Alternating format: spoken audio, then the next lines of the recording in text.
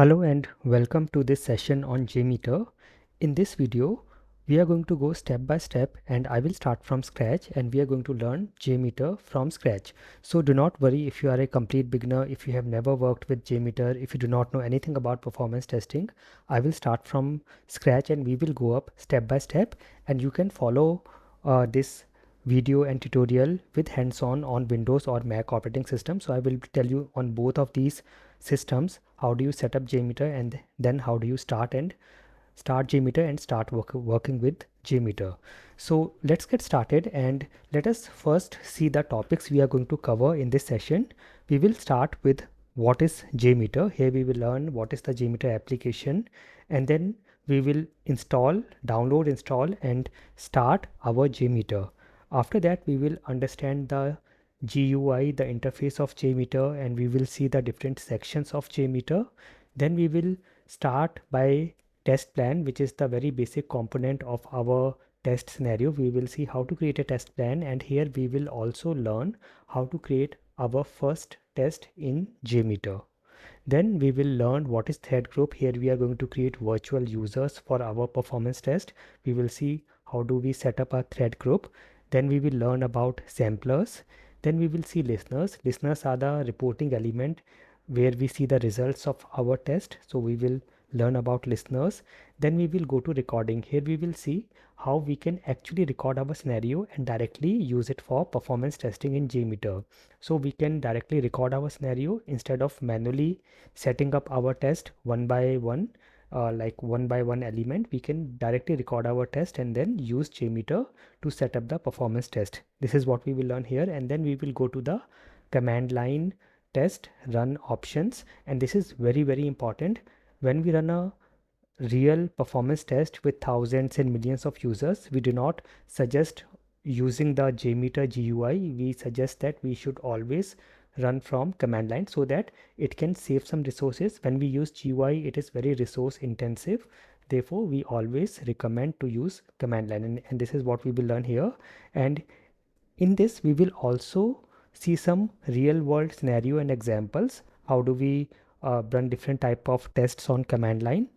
After that, we will go to the best practices, and here we will see what are the best practices for performance test and for JMeter. We will see what are the things we have to take care before setting up and running a performance test, what are the things we should take care during or while running the performance test, and the best practices after our performance test is done. So all this we will see step by step. So with this, let's get started and let us first see what is JMeter. So JMeter in very simple words is a performance testing tool. Now just imagine that suppose you are building a bridge and you have tested the functionality and you have checked everything is okay as per the requirements.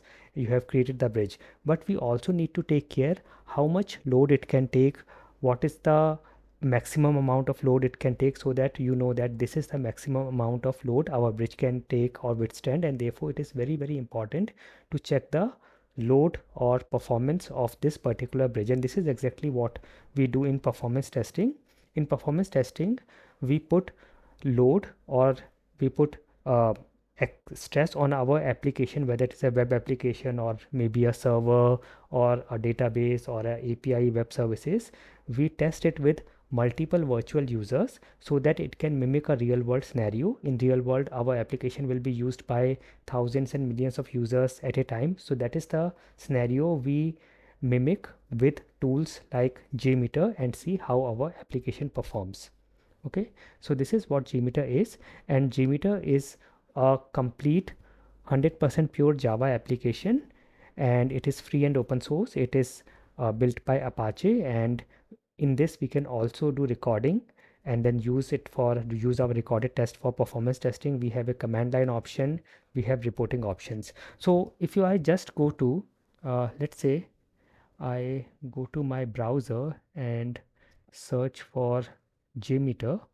So this is the official website of JMeter, which is jmeter.apache.org, and here you can see this is about JMeter. The Apache JMeter application is open source and a 100% pure Java application. And initially it was designed for testing web applications only, but now it has expanded and there are so many servers and protocols we can use with JMeter. So you can see here we can do web testing including HTTP, HTTPS, Java, Node.js, all these applications. We can do SOAP and REST web services and all this FTP database, JDBC, LDAP, networking, messaging services. All these protocols we can test with JMeter. Okay, so this is what is JMeter. Okay, now let us go to the next topic where we will download JMeter and then we will set up and start JMeter. So here you can do it on Windows or Mac or Linux operating systems.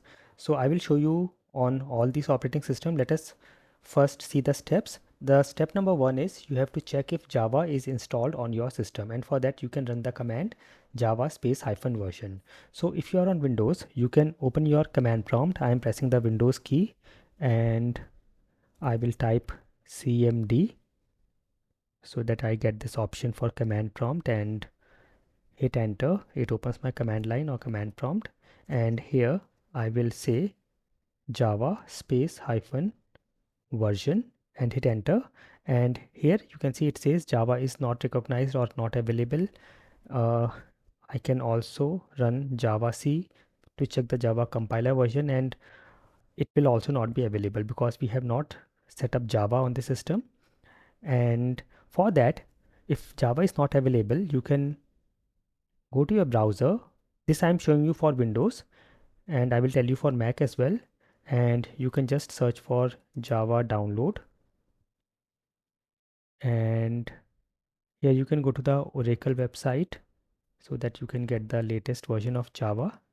And here you will see these operating systems here.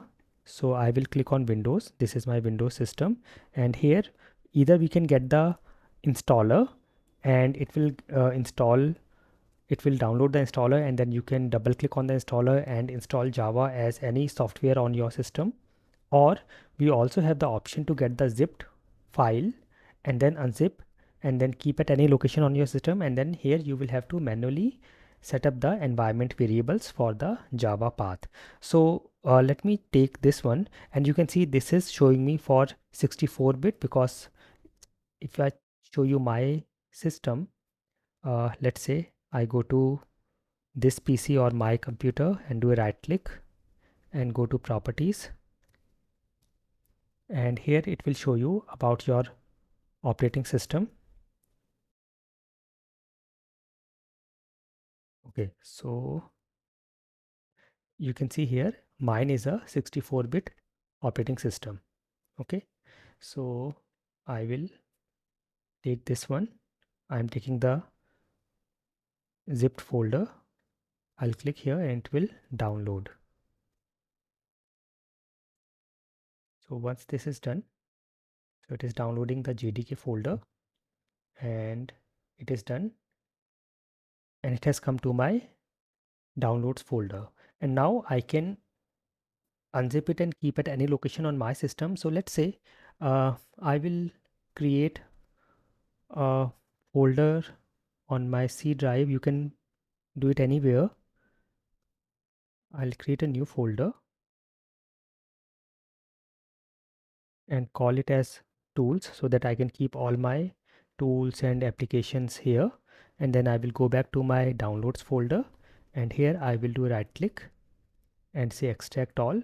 So I am going to unzip it, and I will unzip this in my tools folder. So I will select that folder and then extract. So this will extract the JDK, and after this we also have to set the path. Now in case you have Java already set up on your system, you can skip this part and go to the next part where we start downloading and installing JMeter. But let me show you this complete process so that it will be very helpful for some beginners who do not have Java on their system. So this is done. Okay, so we have got our JDK folder. Now after this, if I again go and check, if I check here, if I go to my command line and I'm pressing the up arrow to go to the earlier commands. And if I run this, Java is still not available, and that is because we have to also set the environment variables for Java JDK. So I'm pressing the Windows key, and if I start typing environment, I get this option, edit system environment variables. I will go here. This is from the control panel, and here I will click on environment variables. Now here you can see we have two sections. This is the user environment variables, that is, these are the variables for the currently logged in user, and these are the system variables which will be applicable to the entire system, to all the users who use this system. Now if you are an administrator on your system, you can also do it here. You can do the changes here, or if it is not allowed here, you can always do the same changes here. So in my case, I can do it here in system variables. So the very first thing is I will create a new system variable called Java Home. I will click on new, and here I will give the variable name, which is Java underscore home, all in uppercase. And then here the variable value will be the path of the JDK folder, which is this one, this path. Okay, so you can either copy this path wherever you have your JDK folder, you can copy it and add it here, or the other way is, just to make sure that you do not make any mistakes or typos or extra spaces or white spaces, etc., you can browse the directory. So I will click on browse, and I will go to my tools folder, which is in my C drive, tools, and I have my JDK folder here. So this is what I need here, and say OK. So we have got our Java home environment variable set. Now after this, I have to add the location of my JDK bin folder in the path environment variable. So search for path, you can start typing PATH, and it will highlight path environment variable. And now we have to be very careful here. Do not delete anything which is already there, or do not change anything which is already there. We just have to add our new path. So click on edit, and here I will add our new path. Now if you're using some very old Windows system, in that case this will not be shown in rows, it will be shown as a single text box. In that case, what you will do is, whatever is there, whatever is already there, do not touch or delete anything. Just give a semicolon at the end, and then give the path of the JDK bin folder, that is until the bin folder of your JDK folder. But I believe most of us must be using this this new Windows system or this new format. Most of us should be having this. So here click on new, and here in the new row we have to add the path of our JDK bin folder. So until the bin folder of our JDK, until here, this path we have to add. So I will add this here. Okay, so you can just leave it like this, or the other way is, if you see here, until this path we have already added this in our Java home, and we can refer it from there, so that whenever we make any changes in our Java home, we do not have to come back here again and make the changes. So for that I will say percentage, and within this I will refer the variable Java underscore home. Okay, so this is another way, and you can say OK, and say OK and come out. Okay, now if I go back again to my command line, if I go again to my command prompt, and again if I run the earlier commands, I'm pressing the up arrow on my keyboard. So you can see still it is not there. So that is because this command prompt is still maintaining the old session. So you will exit from here. So exit from here, open a new command line, and now run Java space hyphen version. And yes, we have Java, and you can also say Java compiler by saying Java C space hyphen version. Now in case you do not have JDK and you have only Java, you may not be having the compiler, which is fine. So in case we have to do some changes or development in Java, then it is required. Otherwise, even if you are having just this Java version, you are getting the response for this, it is fine. Okay, so this was for Windows. In case you are on Mac, you can go to your terminal. I am pressing Command plus space to bring up the Spotlight search, and I will go to terminal, and here I will type java space hyphen version, and I have Java set up here. In case you are not having Java, if you are using Mac and you are not having Java, you can search for, you can go, and if you search for how to install Java on Mac OS, and if you search by my name, you will get my videos here. So you can see here how to install or update Java on Mac, and I also have these videos on how to install Java JDK on Mac OS and set Java home. So these are all available here. So you can watch this one. Also, if you are using the latest Mac with Apple M1 M2 chip, for this also I have created this video, how to switch Java version and set Java home on Mac with Apple M1 M2 chip. So if you are using Mac, you can check this. Here I have explained everything, how to set the variables, environment variables and everything. So we now have Java set up on our system. Next step is we will download JMeter from the JMeter website, which is jmeter.apache.org. So let us go to my browser. Go to your browser and you can just search for JMeter download, and it will take you to the Apache JMeter website. Here you can see I am here, jmeter.apache.org/download, and here you can scroll down and see we have the section here to download JMeter. Now we have the source and the binaries. Now binaries are the compiled source, and this is okay for us because we will need source if we have to make some changes or do some more enhancements, development, but we don't want that. We don't want the source code. We want the compiled code which we can get from binaries. So here you can get the zipped folder or the zipped file here. So click on this and this will start downloading, and yes, we have got it here. So if I go to my downloads folder, we have got the JMeter zip folder here. Okay, so for this you can unzip and keep at any location on your system. I will do right click and I will say extract all, and let me extract it in my tools folder. So this should be fine. So I can keep all my tools and applications here.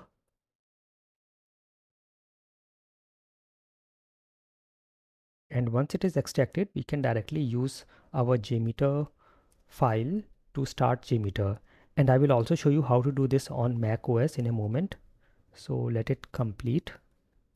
And once you have JMeter up and running, then the JMeter interface is going to be the same on Windows, Mac, Linux, all operating systems. So after that, the steps we are going to do are going to be exactly same. You can follow it on any operating system. Whenever there are any changes, or mostly there will be some changes when we go to the command line, I will tell you what are the differences. Otherwise, once the JMeter is up and running, we can use the same steps on any operating system, and I'm anyways going to show you how to set up and start JMeter on Mac after this. Okay, so let it complete. Okay, so this is done, and we have got our JMeter folder unzipped here, and if I check this, you can see we have got all these folders inside our JMeter folder: bin, doc, extras, lib, etc. So we have done step number 3.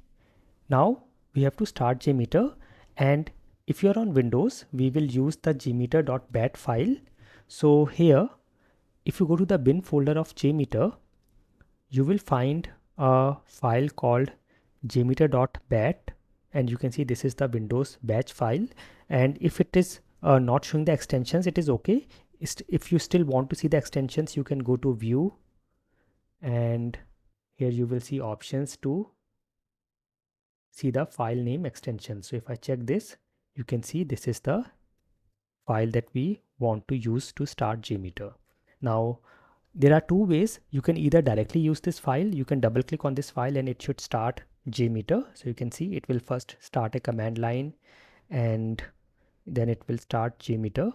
Make sure you have Java on your system, and only then it will start JMeter, because JMeter is a Java application. And you can see it is starting JMeter. Also it is showing a message that don't use GUI mode for load testing, only for test creation and test debugging.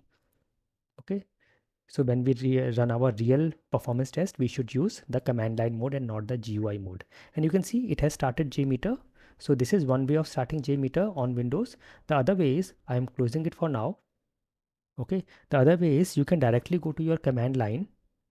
So go to your command prompt, and here first navigate to the bin folder of JMeter, that is this folder. Now in case your JMeter folder is on a different drive, then see, by default command prompt opens on C drive, and if you have a different drive, so first change the drive. For example, let's say your JMeter folder is on D drive, so you will say D colon and enter. In my case D drive is not here, or if you are on E drive, it is on E drive, say E colon and enter. It will change the drive, and then say cd, that is change directory space, and the path of the JMeter bin folder, and then hit enter, and you can see now I am on the JMeter bin folder. Another way is, direct way on Windows is, I am on the JMeter bin folder here. You can go to this here, location bar, and here I can directly go here and say cmd and hit enter. It will open command line on the same location. Okay, and here you can say jmeter, and I'm pressing tab. So if I start typing jme and press tab, it is auto completing, and then I will say .b, and this is jmeter.bat, and if I hit enter, it will start JMeter. Okay, so these are the two ways of starting JMeter on Windows. It is starting JMeter here, and this is our JMeter GUI. Okay, so JMeter is up and running on our Windows system. Now if you are on Mac system, so the first these steps are same. We will check Java is there, and then we will download JMeter, and then we will unzip the folder. So let me just first download JMeter. This is on my Mac. I'm again going to the binary section, and I am downloading this JMeter zip file, and it is getting downloaded.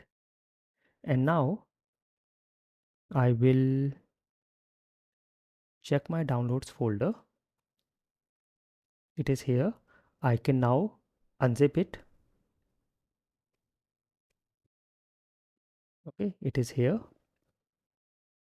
And now if I open this, we have the same folders here as well: bin, docs, extras, lib, etc. I will go to the bin folder, and here in the bin folder, here I will find a file called jmeter.sh. So this is the file we use for running JMeter on Mac and Linux operating systems, and this is what we use for Windows, but we will now use this. Now for using this, we have to go to terminal, and here again I will have to go to the bin folder of JMeter.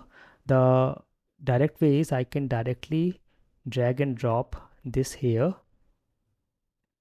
and now I am in the bin folder of JMeter, and now I will say sh.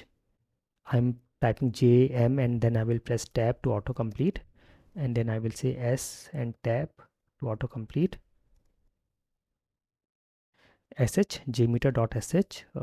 I think it is not in my JMeter bin directory. I will have to cd and then change the directory. It should be fine now. I will say sh jmeter.sh and hit enter, and this should start JMeter on my system. So this is on Mac, and this will also work for Linux and Unix operating systems. You have to do the same steps. You have to download the zip file, unzip it, and use jmeter.sh file. I had created a video. So if I go on my website automationstepbystep.com, and this is the performance testing section, or if I just search for how to install JMeter on Linux, and if I search by name, there was a video. Yes, there was a video how to install JMeter on Linux. Here I have used AWS Linux. So just in case you are using Linux, you can check that, and basically based on the Linux distribution you are using, you can see the commands for downloading, unzipping, and then it will be the same. So this is what we have done for Mac. Okay, and this is the link for that video, how to install JMeter on Linux AWS. So I have kept the link also here. So these are the steps for setting up and starting JMeter, downloading and starting JMeter. And once JMeter is up and running, the rest of the steps are going to be the same. Wherever there will be any differences in operating systems, I will let you know. So I believe with this we have completed install and start of JMeter. Now let us go to the next topic, understand the GUI interface of JMeter. Okay, so JMeter is divided into multiple sections. We have the top menu bar where you can see all these options. So let me show you this. If I expand JMeter, you can see at the top you will find this menu bar. Then we have the toolbar. This is called the main toolbar, and most of the actions that we frequently require are present here in the main toolbar. Then you can see the test plan. So this is the test plan section. Once we create our test plan, everything will be shown here as a tree view, and then you will see a tree view. So let us create a test plan, and for that, for now, just to get a very quick test plan, you can go to templates, you can go to file, and you will find templates here, or you can all directly see it here. This is the icon for templates on the main toolbar. So go here, and here are some templates we can use. So let us use this, building a web test plan. Okay, and say create. So it will generate a template for us for testing a web application, so that we do not have to do everything from scratch, and we do not have to add each and every element in our test plan from scratch. So you can see this is a test plan with a scenario. Okay, don't worry about all these elements. We will learn about all these elements one by one in the next topics, but for now we have got a test plan so that I can show you the interface of JMeter. So this is our test plan tree view section here. Okay, then we have the editor section. So you can see this is the editor section. Okay, so let me show you. This is test plan, and this is editor. Now whenever you will select anything in the tree view of the test plan, it will open in the editor section here, and then you can work on it. Okay, then we have the results tree. So this is our result tree. This is a listener, and it will show all the results. And then we can have time logs and users here. So this is time log and users. Okay, this will show us the logs and the time and the number of virtual users. Okay, so this is the interface, and let me show you here to make it very easy. This is our menu bar.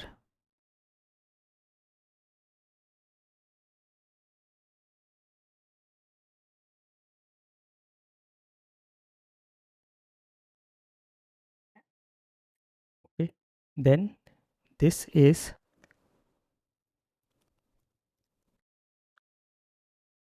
our main toolbar,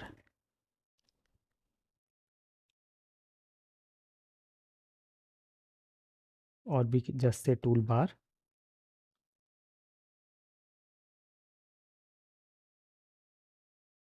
This section is our test plan,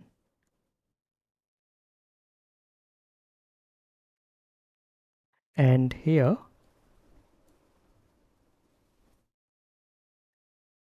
We also see all the elements of the test plan in a tree view.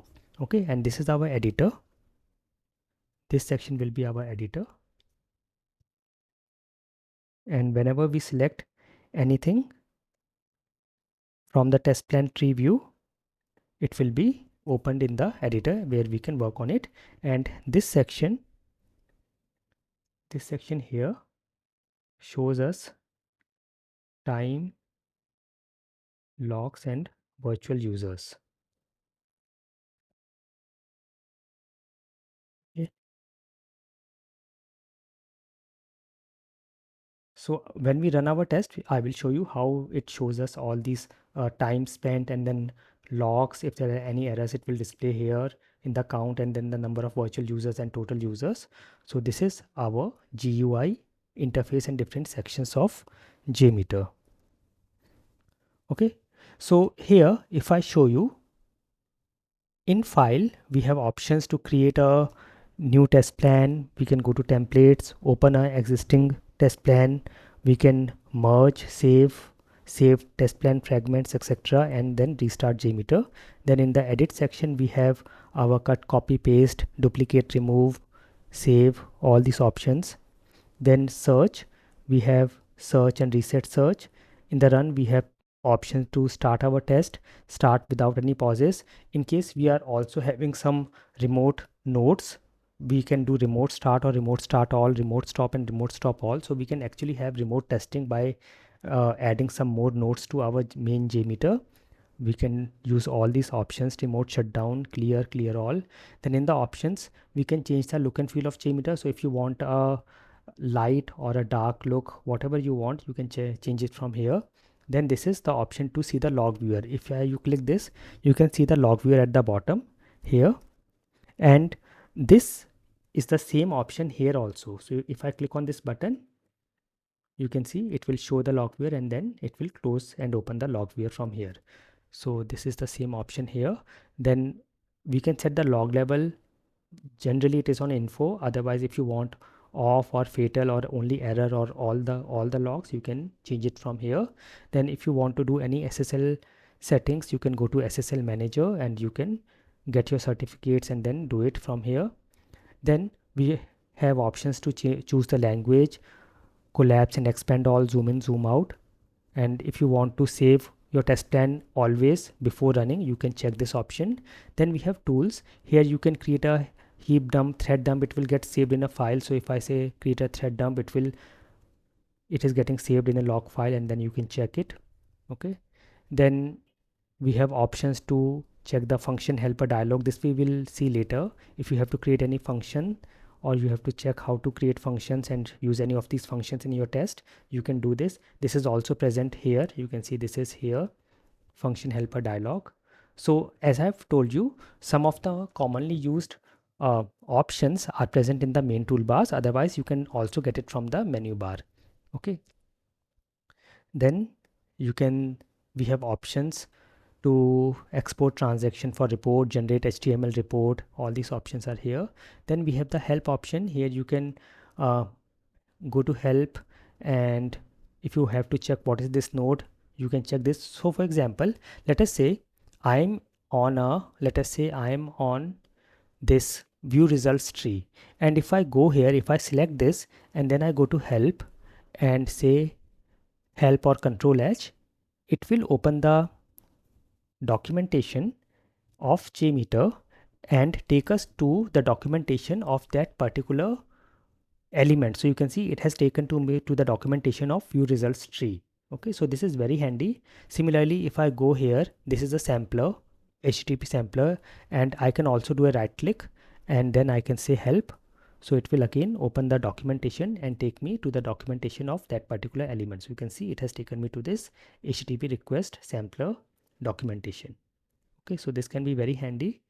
You can do a right click and go to help, or just select and then select help from here. Also, you can see what's this node. If you select this, it will again show you that particular element on the tree view. For example, if I go here and it is HTTP cookie manager, and maybe it is present with a different name or something else. So for example, if I say here 123 and I click on save, or maybe I'll just save it later, you can see now it has come 123 here, but I want to check where it is. I can go to help and say what's this node, and it will get highlighted. So I will say what's this node, and it will get highlighted here.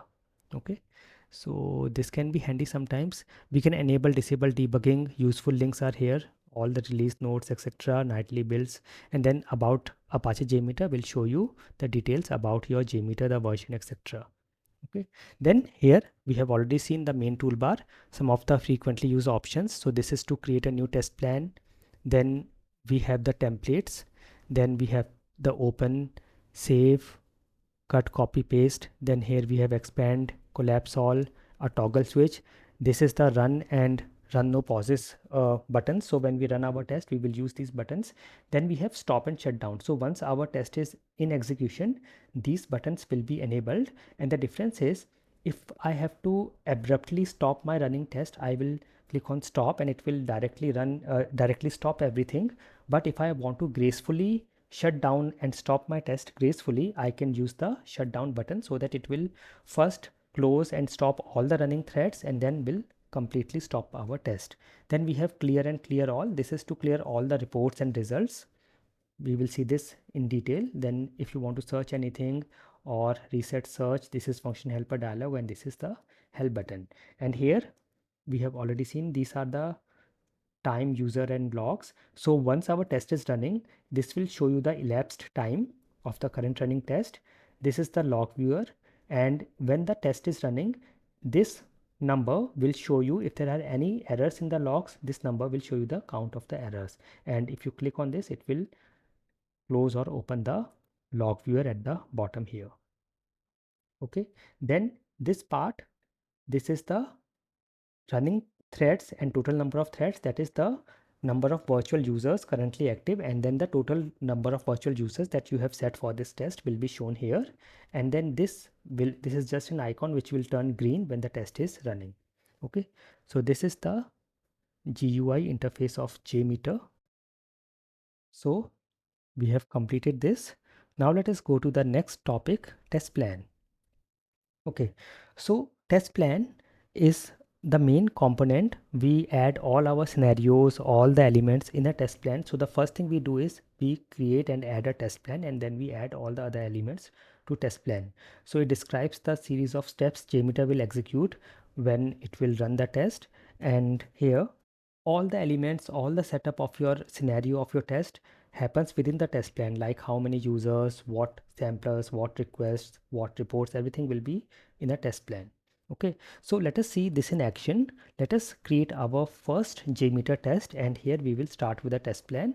So we already have our JMeter up and running, and then we have to create a test plan.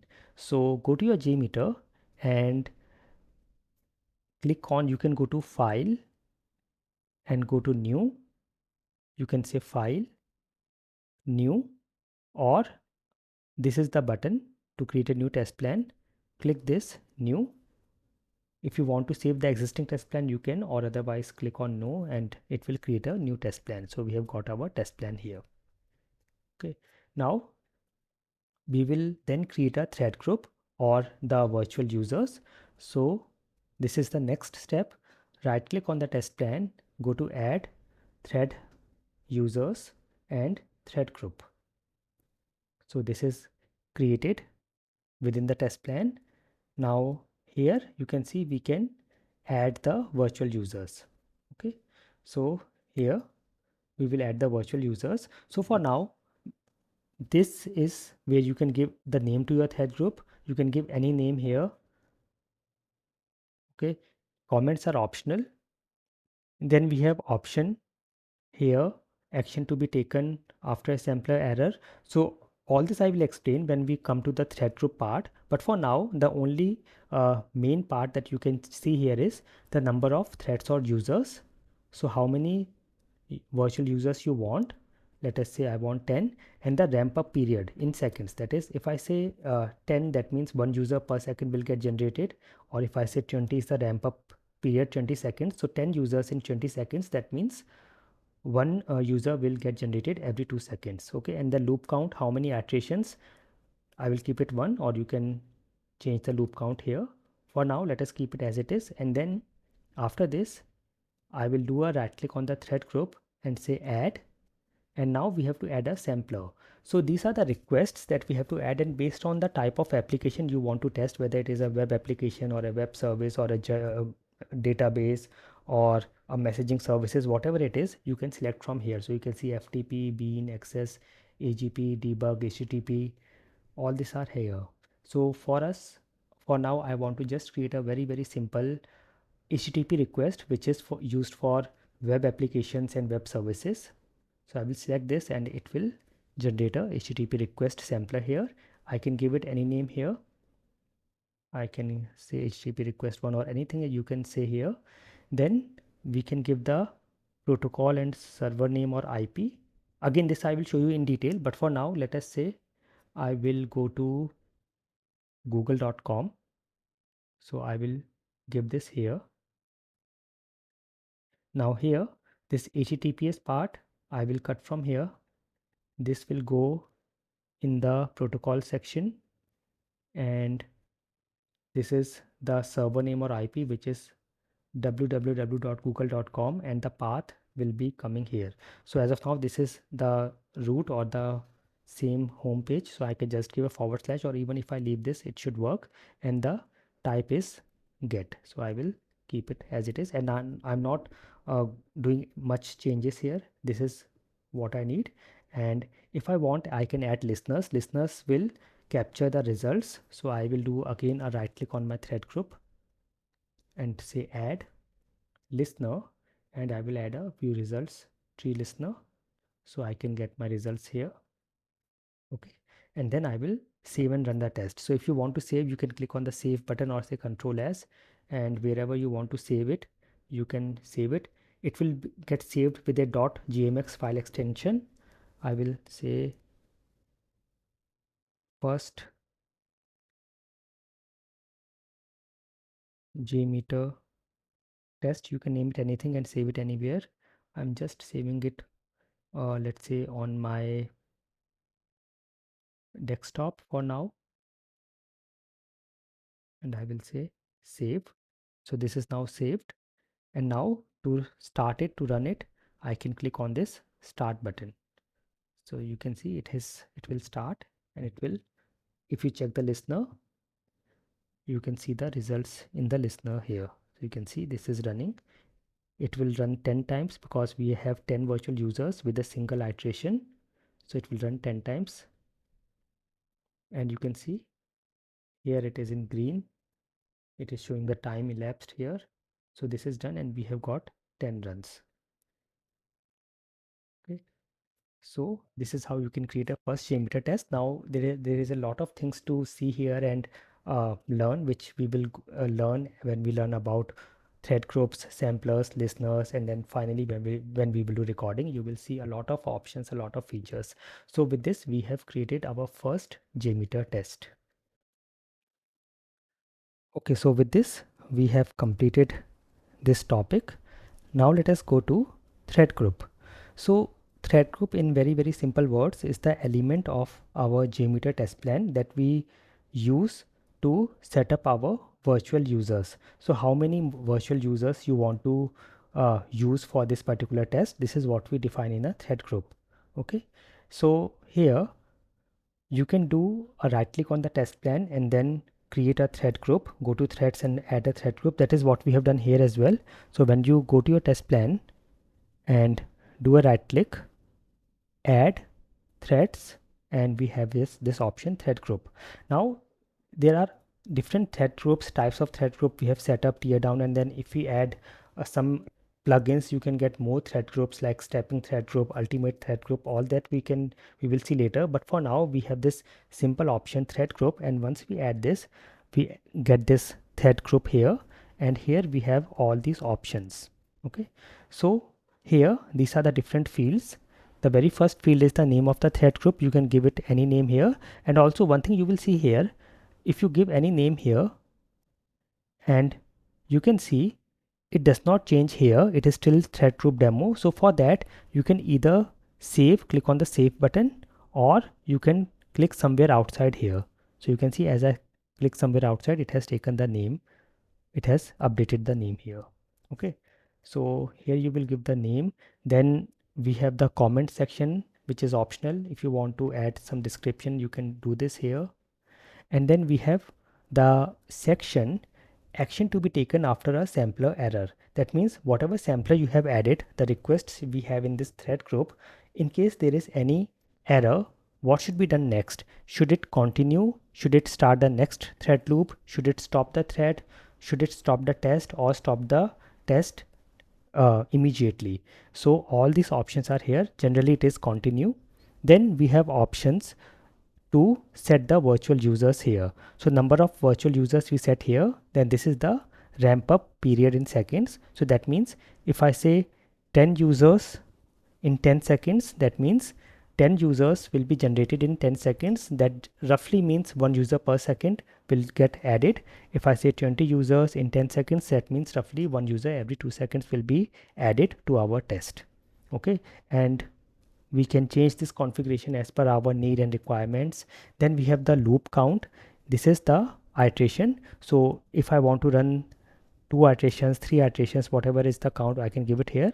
Or if I want to make it running infinitely, I can check this. Now use this option very carefully. When I say infinite, it will keep on running until we manually stop it. So we generally don't use it. If it is required to do some kind of stress or soak testing, we can use it, but then you have to consult with your team. And also if you are watching this and doing demo on your own systems, be very careful. Do not do not keep a higher count in the virtual users, because this will take up your system resources. So for learning and for testing and for a demo, always use some low number of virtual users. You can go until 10, 20, 30, that is okay, but not more than that. And when you run your actual performance test on a different system, on a different environments, then based on your needs and talk to your team, and then you can give the actual user load. Okay, also do not use any public applications or any other application. Only use the application that you are authorized to test. Otherwise, if you are using any demo application, make sure that you do not give a higher user load here. Maybe 10 or 20 will be okay, like I have done for google.com, but I made sure that I'm not going with a very high user load. Okay, because that will use the server resources of that application. We don't want to compromise anything. And also never do any testing on your own personal accounts, because they can compromise your account, lock you out, or some bad things can happen. So don't do this. So all this I will also tell you again in best practices, but for now just keep user count within 20-30 and use some demo application only with a low user count. Okay, so we have seen about loop count. Then we have these options, check boxes: same user on each iteration, delay thread creation until needed, specify thread lifetime. Okay, so this is in case you are having multiple iterations, you want to use the same users on each iteration or different users, you can check or uncheck this. If you want to delay the thread creations until it is needed, you can check or uncheck this. If you want to specify the duration, you can set the seconds and then startup delay here. So all this we can do in a thread group.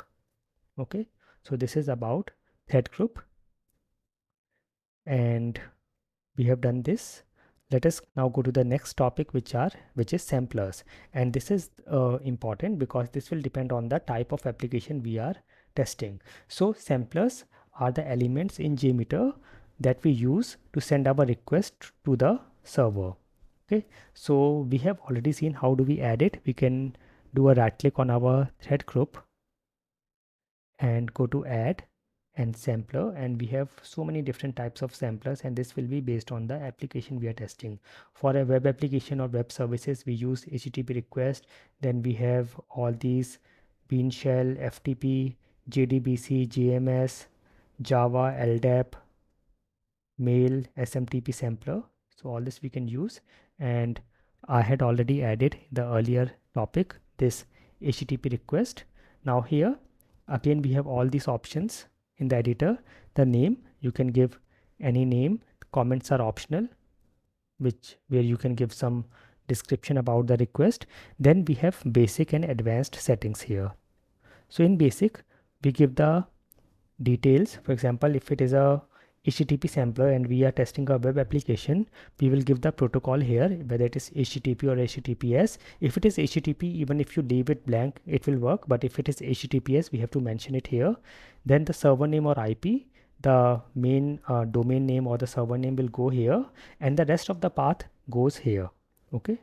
So this is only the server name and IP, and the rest of the path goes here. Also, if it is using any port number, you can add the port number here. Then the type of HTTP method, generally it is GET for web applications. If it is web services, we can also use other methods, so it will be GET generally. And in case there's any content and coding you want to specify, you can add it here. Now these details you will get from your team, from the clients, what all details you have to give about the application. Then we have all these options: redirect automatically, follow redirects, use keep alive, use multi-part form data, browser compatible headers. So by default, follow redirects is always on. So when we send our request and it is then redirected to a different server, it will follow it. Then this option, use keep alive, this means that if you are checking this, this means that once the connection to the server is made, once the TCP connection is made, we will continue that connection, we will not break that connection, so that the subsequent requests can use the same connection and will not connect from scratch. And this depends. If you want to use keep alive, you can check it, and if you want to specify, or if there is a requirement that every time the connection should be made from scratch, then you can uncheck this. Okay. Then we have these options, parameters. If there are any parameters in your request URL, that will come here. Body data, file upload, so this generally will be used in web services, so here we can do this. Then if I go to the advanced section here you can see we have some timeouts. So in case I want to specify the implementation, whether it is HTTP client 4 or Java, I can set it here, and then I can specify the connect timeout. This is the time it takes to make the connection with the server. The client takes the time to make the connection with the server. This time is called as connect time. And then the response time, if I want to add any timeouts, like if I don't get response within this milliseconds, it should time out. All that I can mention here. Then we have all these options: embedded resource from HTML file, retrieve all embedded resource, we can set it here. The source address, if I want to specify, I can set it here. If it is using any proxy, if our application or requests use any proxy, we can set the proxy here. Okay, so generally this advanced section we do not use generally for our testing unless we have to set up all these, any of these options. Otherwise we can just go with the basic section. Okay, so this is for HTTP request, and then you can see based on your need or application, you can see there are a lot of other samplers that we can use in JMeter. Okay, so we have already seen the HTTP request sampler. We have already done the Google test in our earlier topic, and we have seen the different samplers available. Okay, so this was about samplers. We have done this topic. Let us go to listeners, and this is very important and very interesting. So listeners in JMeter are the reporting components that will show us the results and the reports. Okay, so if I go to my thread group, do a right click, go to add and go to listeners, you can see that we have so many different types of listeners. We have view results tree that we have already added. Then we have other options like we have view results in table, so I will add this one as well. It has come here. Then let me show you some other options. If I go to listeners again, then we have aggregate report, summary report. Let me show you aggregate report here.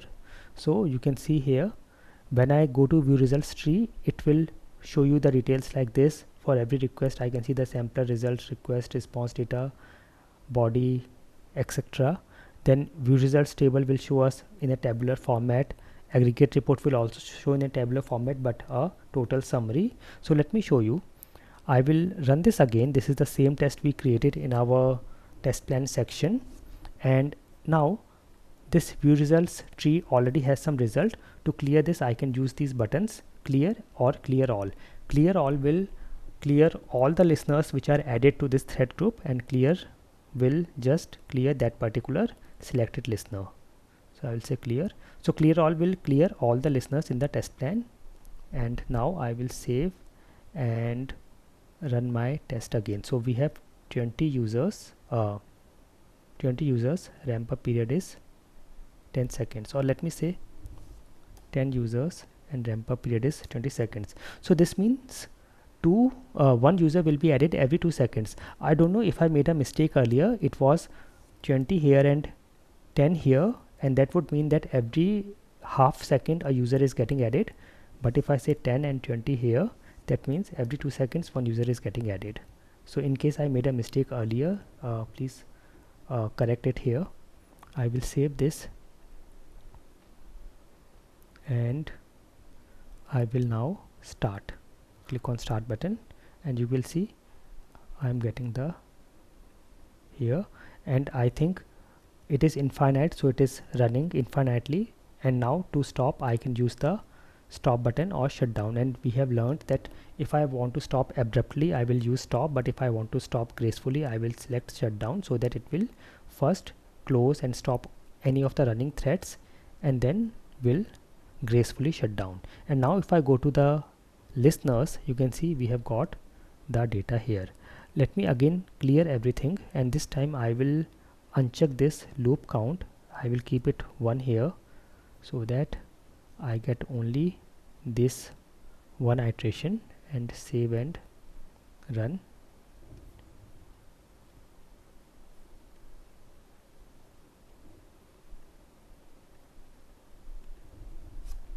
Okay, so it is running. You can see the results coming in all the listeners, and here this is the aggregate report.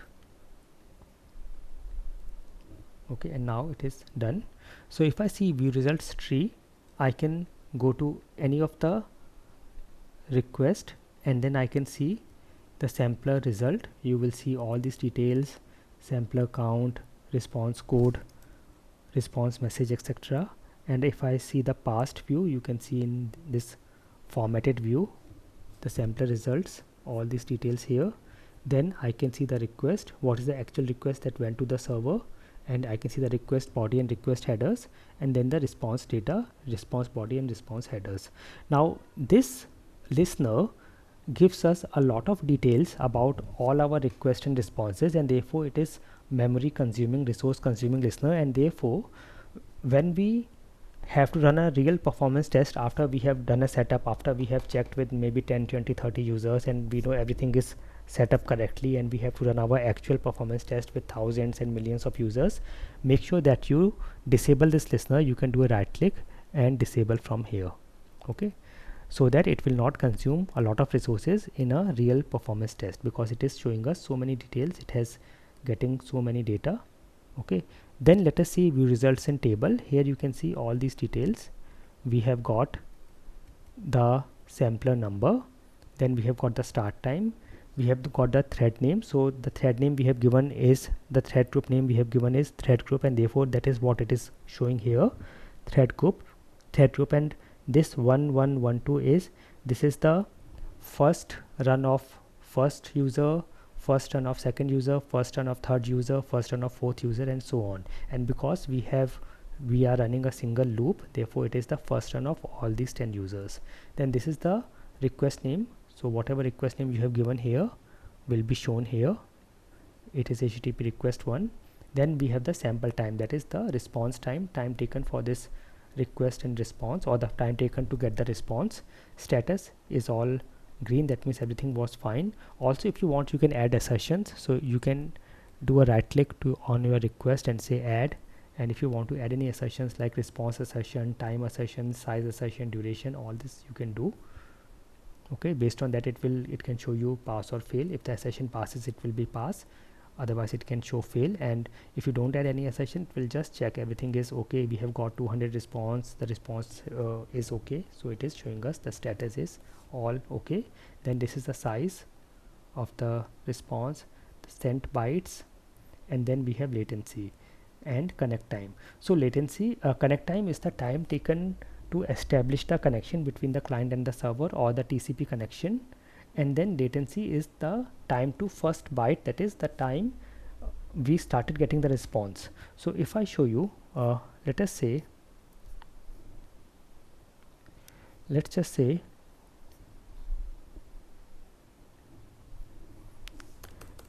we take a scale from 0 milliseconds to, let us say, from 0 to 2000 milliseconds, that is 2 seconds. Okay, and let's say we sent our request at 0 milliseconds, we sent our request, and then it is going and it is establishing the connection, and let us say at 1000 milliseconds the connection was established with the server. So this is the connect time. Okay, and after the connection was established, the request was processed, we started getting the response. Let us say at 1200 milliseconds we started getting the response. Okay, so this is the latency, that is when we started getting the response. And then let us say we got the complete response in 2000 milliseconds, so this is the sample time or the response time. So we have connect time, then we have latency.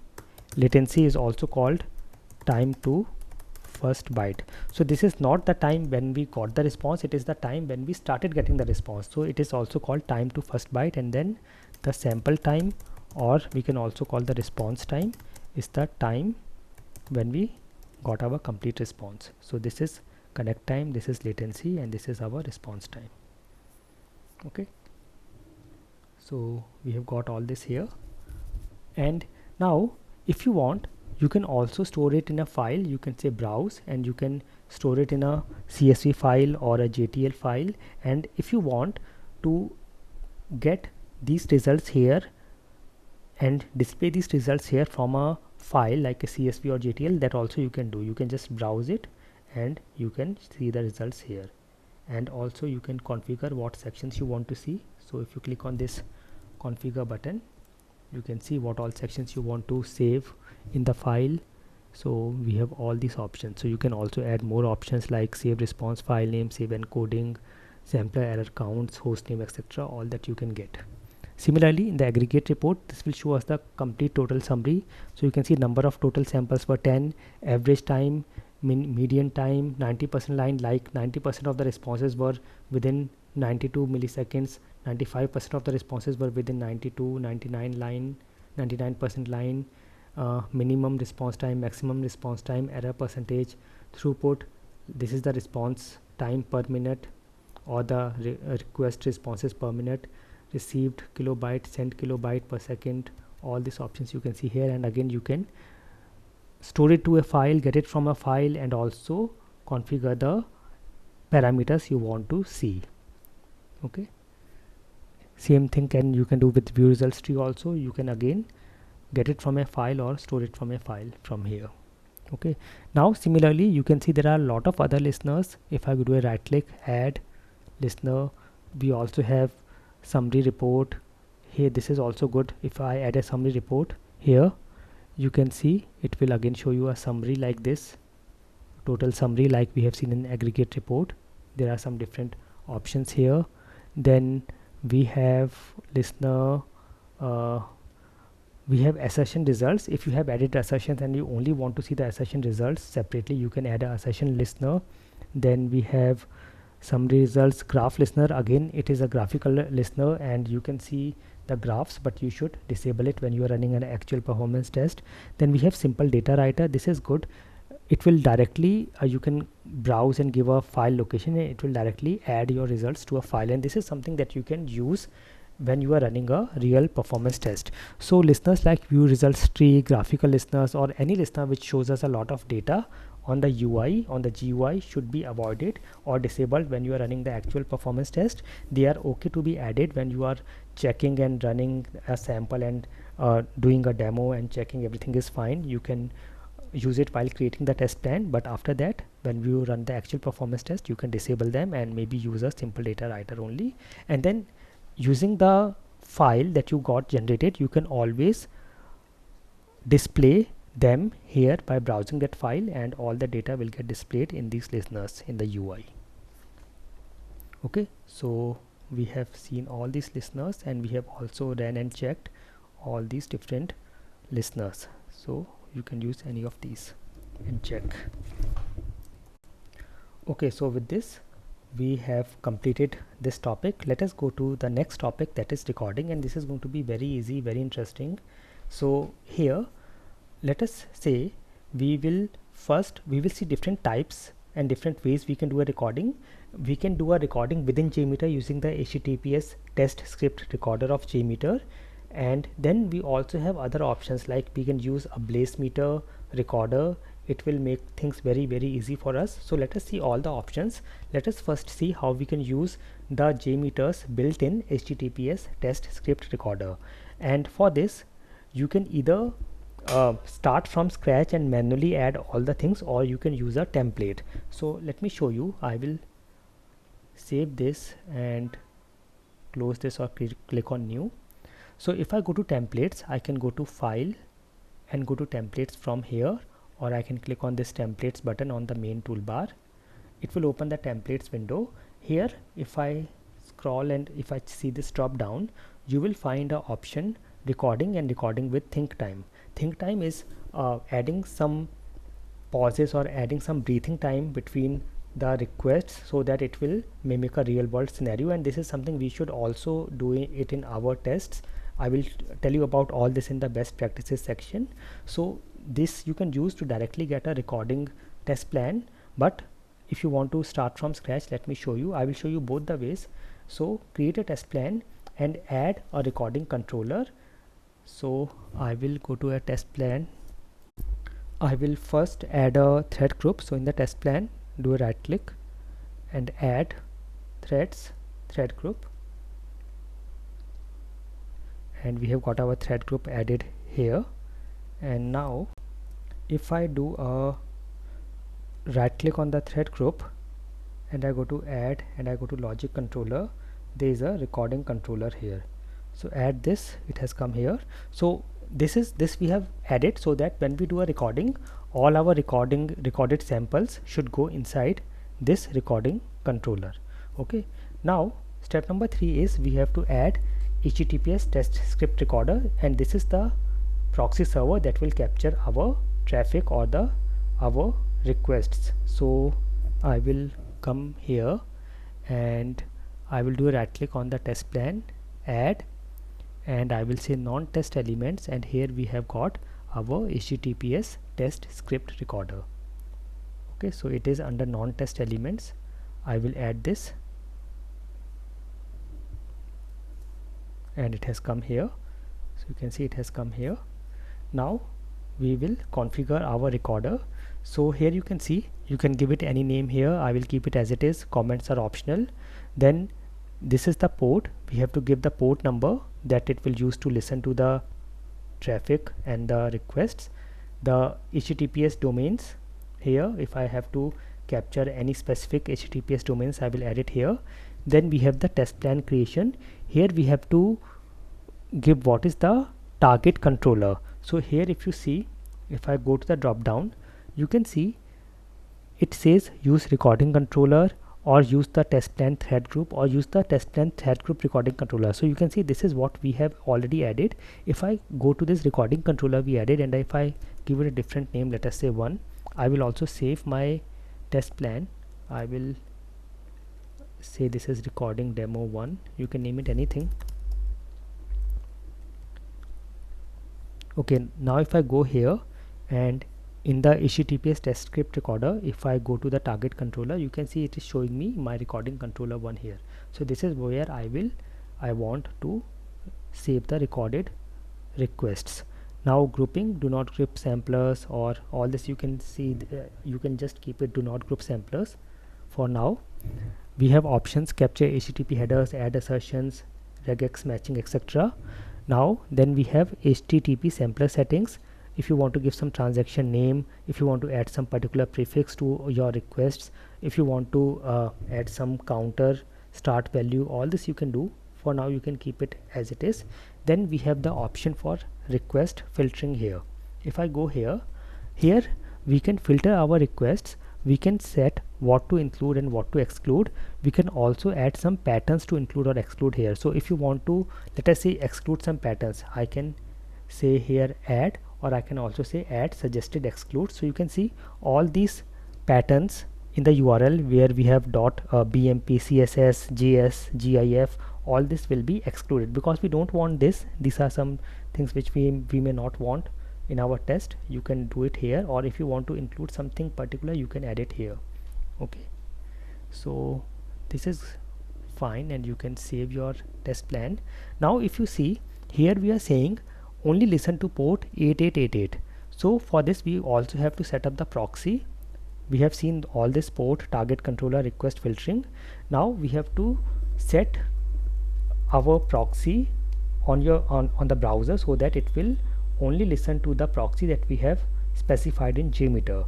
So for that you can go to your browser. Now I will show you on, let us say if you are on Chrome, you can go to Chrome, and if you go to these three dots here, okay, if you click here and we go to settings, and if I search for proxy here and say open your computer's proxy settings. So if we are using Chrome, it does not have a proxy directly to be used within the browser. It will rely on the computer's proxy settings. So you can go here, it will anyways open your system's proxy settings. So you can see here it is opening our Windows proxy settings. Here I can go to manual proxy setup, I can make it on, and in the address I can say localhost because I am recording on my local machine, and the port number the same thing that you have specified in JMeter, so which is 8888, whatever port number we have specified here. So sometimes if the port is not available you can try with different ports. So as of now I am using 8888. okay, and if there are any other things you want to set here, like use proxy server except for these addresses, you can add all that here and then click on save. Okay, now if you see here, after I click on save here, you will not be able to use internet unless we start our proxy server from JMeter. Okay, so for now I'm not saving it, but before that what I have to do is I have to add the certificate in the browser, so which is from JMeter. So if I again go to settings, browser settings, and search for certificate, you will see this option. We have option of security. Go here and you should see us option to manage certificates. Go here and we have to add a certificate, so you will click on import and next and browse. There will be a certificate available in the JMeter's bin folder. So if you go to your JMeter folder and go to the bin folder, if you see a certificate, let me show you here. If you see some certificate here, it is fine. If you don't see it, that means it is still not created. So for that you can go to your JMeter and just click start once on the HTTPS test script recorder. Click on start and it will show you a message that the certificate is generated. So you can see we have got this message, root C certificate created in the JMeter's bin directory, and this is what we have to use. So for now I will stop it and I will go back again to my browser, and now you can see this root CA certificate with a file with the extension .crt is generated. You can add it to your browser, say next and next and finish. Okay, and now you can check if it is available here. Okay, so you will find it somewhere here.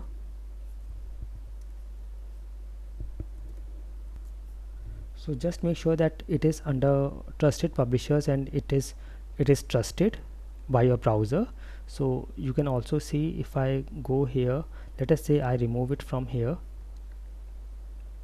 okay, and I again go to trusted publishers and I now say import, and I select browse and select the certificate and I say open, and now if I say next, so you can see here it is storing it in the trusted publishers. Make sure that you have it here, otherwise you can also browse and make sure that you explicitly select trusted publishers and say OK, and then next, and you can see all the details. It is under trusted publishers certificate, and say finish, and you should find it here in the trusted publishers.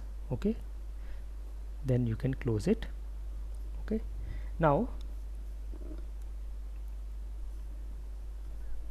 let us say we have to do some recording of a scenario, or for now let us just first check if our recording is successful when we run our test script recorder.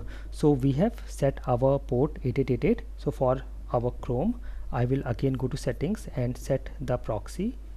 So if I set proxy, go to proxy, it will open my computer's proxy settings. I will go here and go to manual proxy setup, make it on, address I can say localhost, and port is 8888, and I will save. And now if you see, after we have saved this proxy settings here, if I go to my browser and go to any website, let us say I go here and go to google.com, you can see it is saying no internet, because now it will only connect through the proxy, which is 8888, and for that we have to start our proxy server from JMeter. So if I click on this start, it will start now, and this we have already done. And here you can see we have some recording transaction settings. If you want to set some prefix or some name, you can set it here. So I will just add a prefix. I will say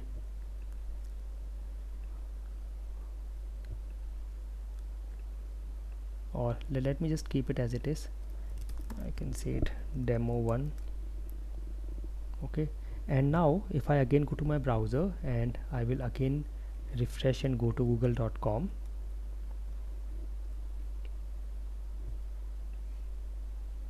and let's see if it goes. Otherwise, if it shows you some option to go to advanced and then go, you can check that as well. And in case you are finding this a little difficult with Chrome, I will also show you this with Firefox, which is a little simpler there. And if I go to advanced, if I get an option to still go, then I should be able to do it. Otherwise, maybe this is not letting me go. Maybe it is HTTPS and I have not added that protocol. So for now, let me just stop it, and if I go to my JMeter and if I go to the recording controller, you can see this got recorded, but it is of no use because our actual test did not record. So for that, let me try with a Firefox browser. Also make sure if you want to continue browsing, we should say automatic and switch the manual proxy off. and now it should work. The internet should work. So let us see on Firefox browser. So on Firefox, again I can go to these three lines here and go to settings. Here I will first add the certificate. So if I search for certificate, we have option view certificates, and here I will click on import and go to my JMeter's bin folder, and I will add this certificate. And I have already told you that if you do not find the certificate, you can go to the JMeter's test script recorder and click on start, and it will get generated in the bin folder. So I will add this here, and I will say trust this certificate to identify websites and say OK, and you can see it has come here. Okay, so if I go to the certificate and say view, it shows me the details, and if I say edit trust, I can check this. I can make changes here, and I will say OK, and certificate is added. Now if I go to settings and search for proxy, now here if I go to this, you can see in Firefox I can set the proxy at a browser level. So I will say manual proxy, I will check this, and then here I will say localhost, and port number I will say 8888.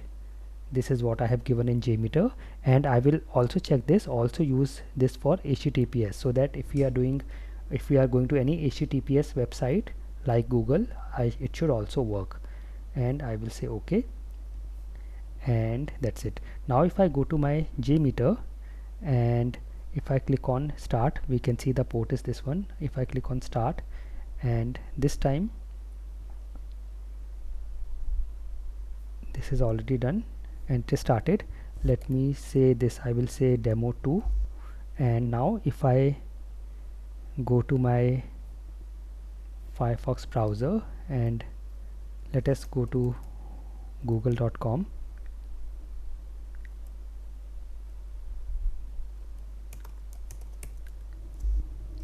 and let's see if it is able to go there.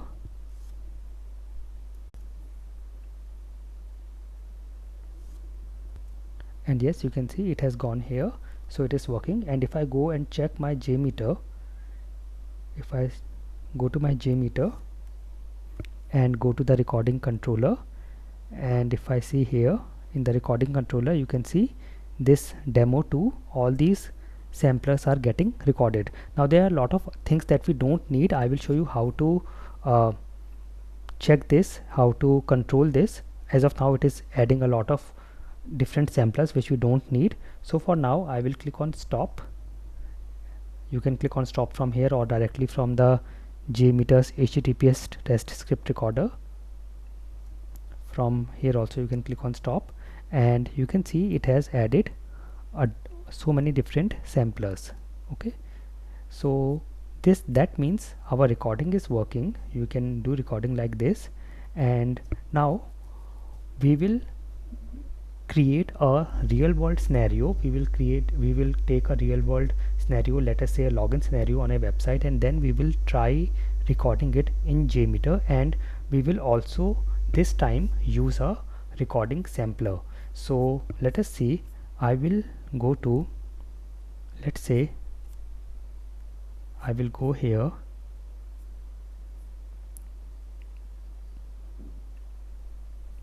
I'll search for a demo website. I'll search for let us say I can use this Orange HRM demo website, demo login. Let me try with this one. Yes, this is here. You can use any of the websites that you can use, you are authorized to use, and you can use that. So yes, this is fine. You can see this is a real world scenario. I will go to this website, do a login using these credentials, and then I will do some more actions, and I will see if all that is getting recorded or not. So for that let me go to my JMeter, and this time I will save this, click on new, so that I get a new test plan, and this time I'm going to use a template. Okay, so I will go to templates, and this time I'm going to say I want to say recording with think time. I will use this. You can also see the details about this template, and you can see the links also. I will say create. You can use recording template or recording with think time, and it is added, and you will see here now all these thread groups, HTTPS test script recorder, everything is already created, and we also have a recording controller here, and this is our HTTPS test script recorder, and everything is already set up here. Use recording controller is here. I can check this. Okay, you can see all these details are here. If I go to request filtering, again you can now see all these patterns to exclude are added here. Okay, or if I try to get this recording sampler, you can see here it asks us the host to record, recording output file, scheme to record. I can say I can give the host here and then say create, or I will just use this one. Okay, and here now we already have all this set up, and in the test script recorder I will say use thread group recording controller, or even if I say recording controller it will go here. Okay, and this is the port already set, and I have already set it here in my Firefox. And if I now go to this website which is Orange HRM, so if you have already set up the proxy, it will not go because we have not yet started our proxy server from here. So I will click on start, and it is started.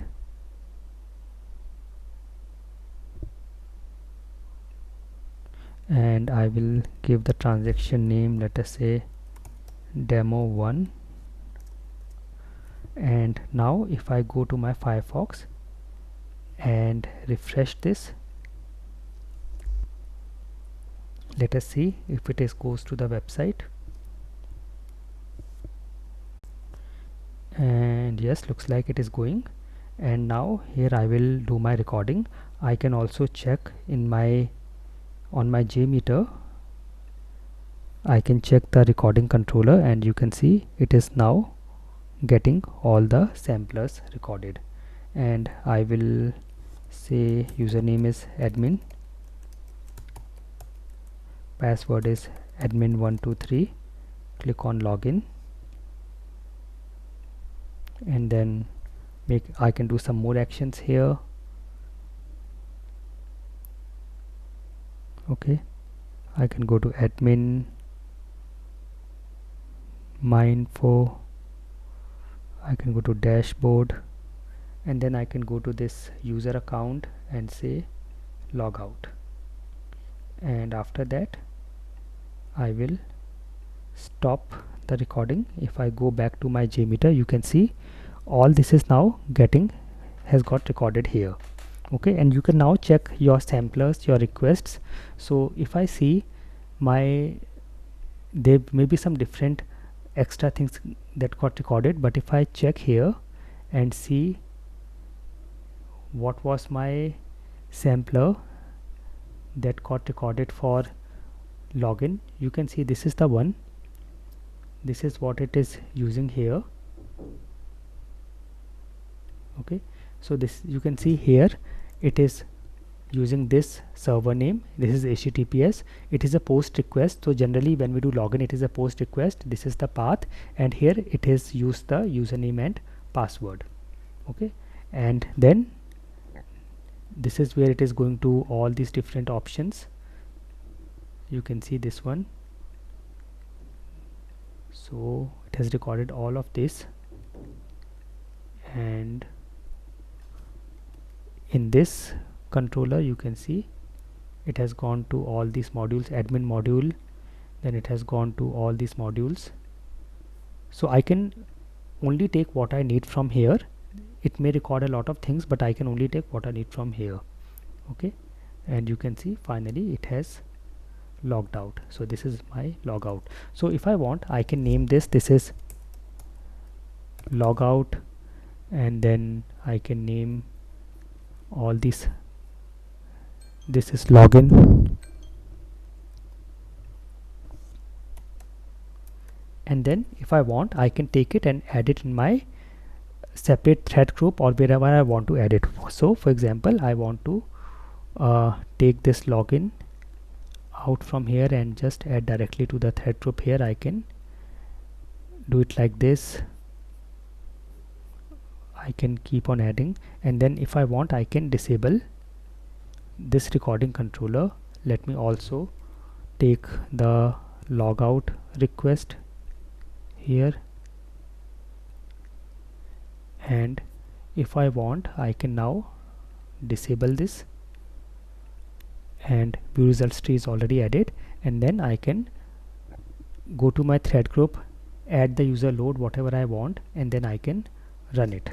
Okay, so if you try to run this, it may ask you if you want to save. You can save this test plan. Let me go to my, I'm saving all my test plan in on my desktop, so I will just go here and say, you can name it anything.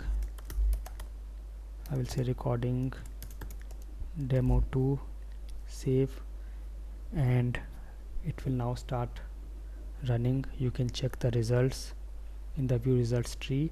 So logout is running fine, and you can see it is also redirecting. So this got redirected. 302 is code for redirection, and we are following redirects, and that's the reason we are setting this in the requests. We are setting follow redirects, so this is fine. And if I check, you can see this is also working. Okay, maybe we will also have to this is working for now, but maybe we will also have to add. So if I run it again, so maybe some issues, maybe it is having some issues with login. It is taking a lot of time, although I think we are not adding more options, more requests of after logging doing something, and that's why it may be passing. But if I go back and check my recorded samplers, if I go in the recording controller, if you see here, we should also get this one. There should be a sampler with the login path, and yes, this is the one. You can see this is where first we are going. We have to first go here, which is a get request, and then we have to validate. So this is login. Actually I should say this is login, and I should keep it here.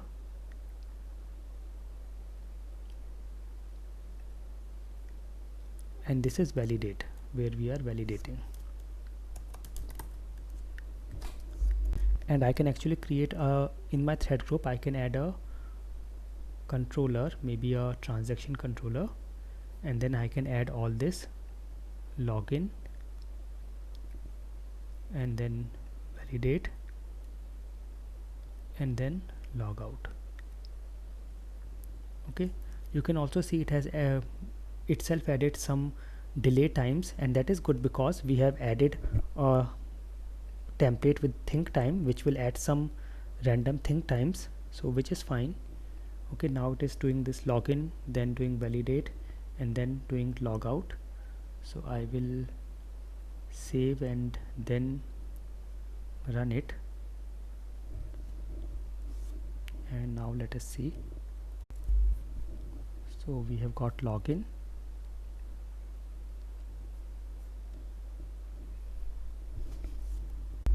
and we have got validate and log out. Now see, as of now it is very rough. I'm not checking all the details. There may be some more things I have to do. I will have to add some more details, some more transactions, and then I will have to check if it is setting up a token and passing the token. All that I have to check, but for now, just to show you that we can record a real scenario, and then this is how we can add it. This is what we can do from here, and this makes it very easy and very handy for us to record our scenarios and add it in JMeter. So this is how we can use recording, and these are the steps. And we have already seen how to use the recording templates, and we have already done a recording of a real scenario using the template. Now we can also use some external services or tools. There is one tool called BLAZEMETER, which is very useful, that we can use to record our tests, and then we can directly convert it into a JMX file that we can use in JMeter. So you can go to BLAZEMETER and create an account. So here you can go on your browser and go to BLAZEMETER,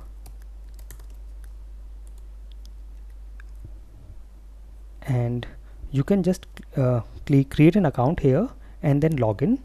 So let me log into my account. I already have an account here.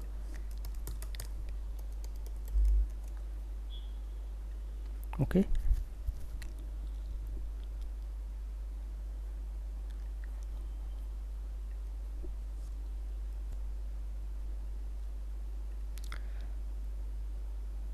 so once we have an account on JMeter, on BLAZEMETER, you can use the BLAZEMETER browser extension. So see, we can also do a lot of things within BLAZEMETER, but what we are more interested in, you can create a test directly like this.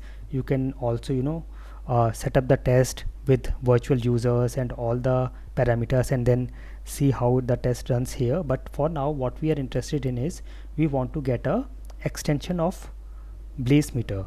So if you go to your extensions, I am on my Chrome, and if I go to the web store and search for BLAZEMETER, I should get this BLAZEMETER here, and you can click on add to your browser.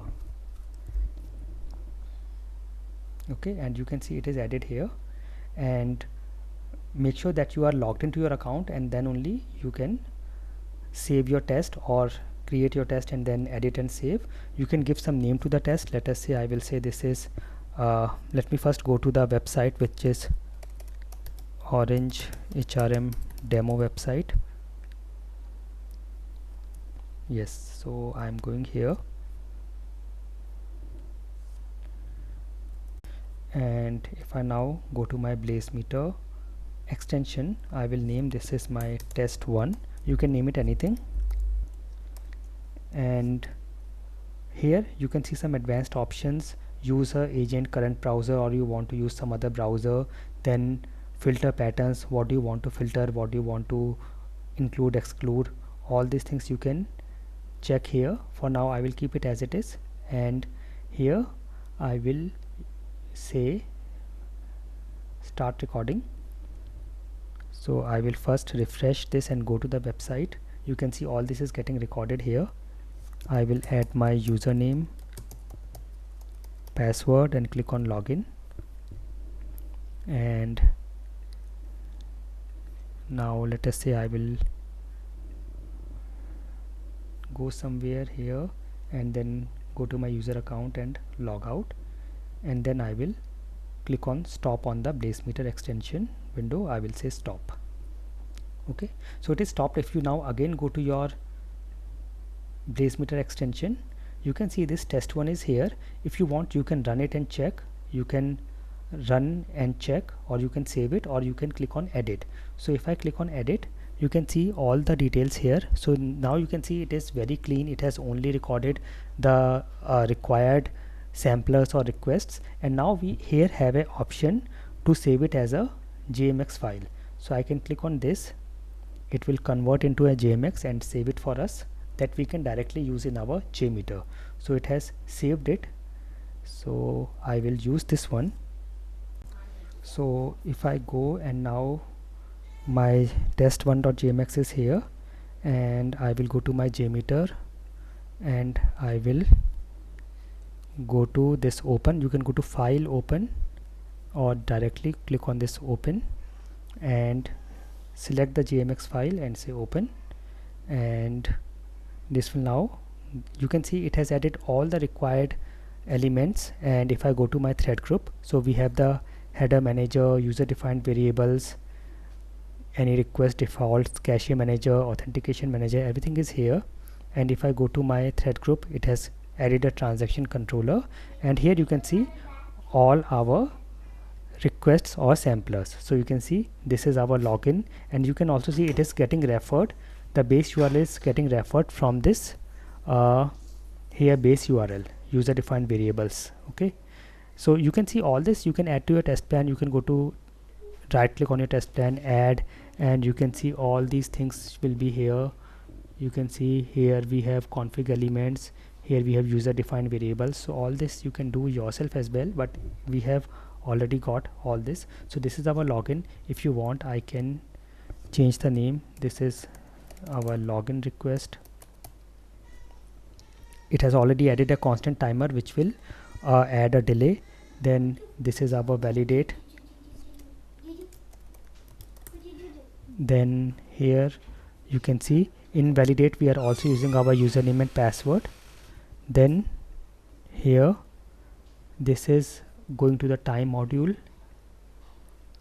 so I will just name it time module. This one is going to our view leave module, or I'll just say leave module. And then this is our logout, so I'll just say this is logout. And you can now see how clean and easy it is. Everything is added, and this is our complete test. I can now directly add a listener. Let us say I add a view results tree, and I also add a listener view results in table. And in the thread group I can set the user count. Let us say 5 users, ramp up 10 seconds, or for now let me just try with a single user just to check everything is working fine. And I will save and I will run, and I can now go and check the details. So it is running, so it is, you can see all the details here. So it has done login, it has done validate, and this is our request. When we go to validate, this is how the request looks like, and the response, everything you can check here. Okay, so this is how you can create a very realistic performance test by recording, and you can use the BLAZEMETER extension, or if you want you can use the HTTPS test script recorder within JMeter. Now in case you are using BLAZEMETER, you can see here, if I go to my BLAZEMETER account, BLAZEMETER dashboard, and if I go and check my workspace,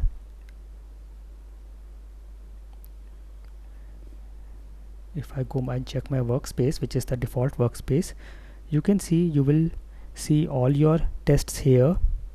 Okay, and you can also edit directly from your extension.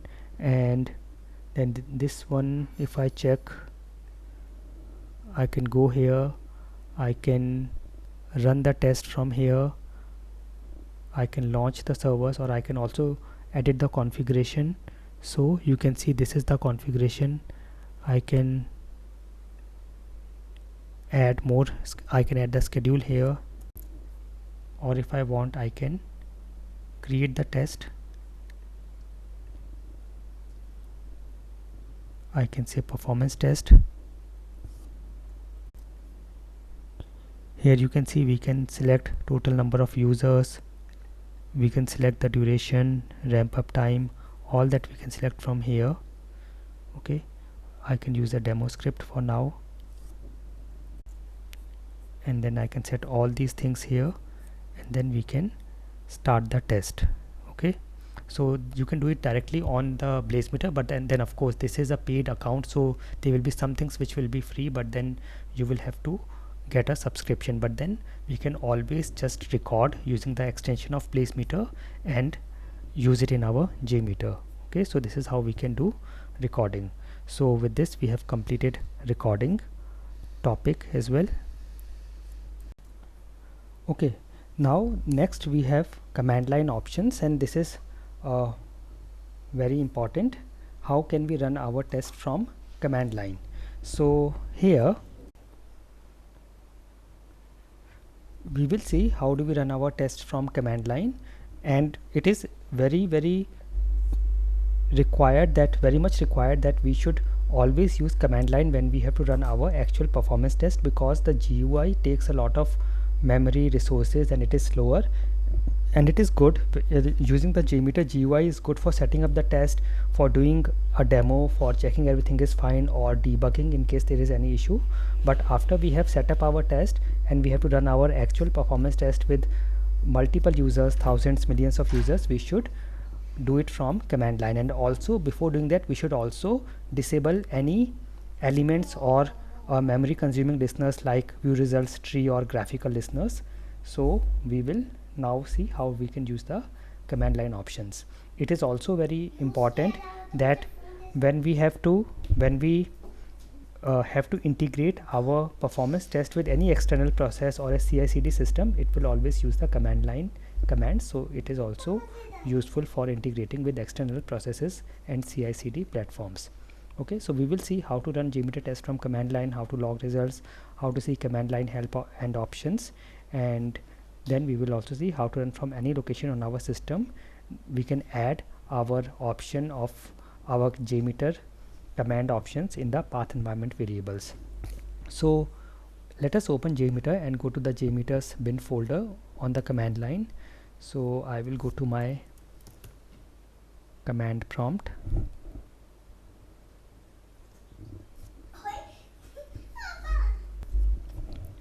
Okay, I will let me go to my properties of the command line so I can make the font size a little bigger.